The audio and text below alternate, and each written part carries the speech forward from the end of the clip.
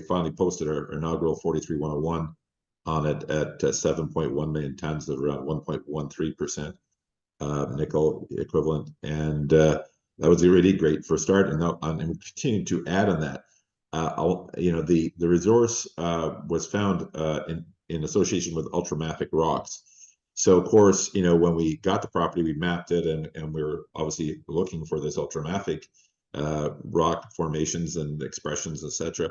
And we found one in the northeast corner of the property, so to speak, about 5.5 kilometers away from what we call Nisk, Maine.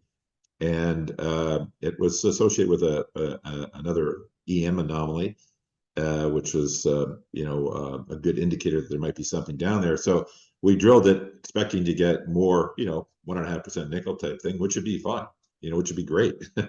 you get a lot of happy people finding 1.5% nickel.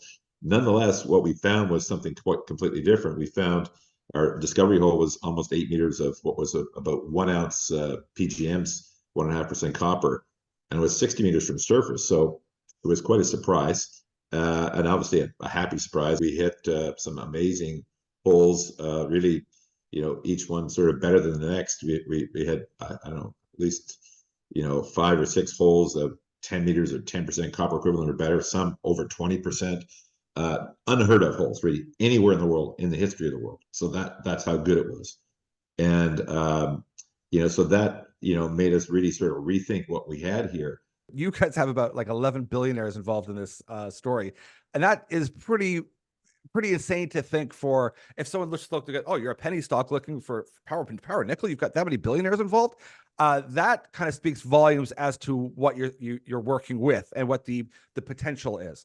Yeah, you know what, and they've all been sort of hard fought to get them, because obviously you got to go through gatekeepers to meet these people, and obviously they didn't get to be super rich by being stupid. So they have the best advisors, and they ask the tough questions, and they do their due diligence, and they usually tiptoe in, and then they start to get confidence and obviously write bigger checks. So we've been super fortunate to get these people involved, and in the last little while, it's been not just financial billionaires, but mining billionaires, and that's a different animal. Yeah. So getting, Rob McEwen was the first really to step up in a big way. And Rob often is that guy in junior mining. He's often, an early stage guy. Great Bear is a perfect example of his work there, and many others. And then of course, Robert Friedland, in the last round, he was our biggest investor, and he had a small piece before, but it was just eyeballing it. And then obviously, it was funny when I met him in New York.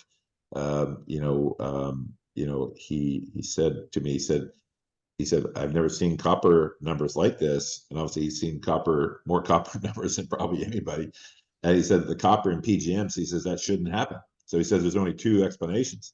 He said either you salted the core or it's a duck-billed platypus. And a straight face, That's like the first time I'm meeting the guy. I started laughing, and then he started laughing. He says, yeah, he says, I know you didn't salt the cores. I know you don't even touch them. So he said, you wouldn't be here if I thought that. He said, but the duck-billed platypus is, of course, an unusual creature, but it exists, and it's rare.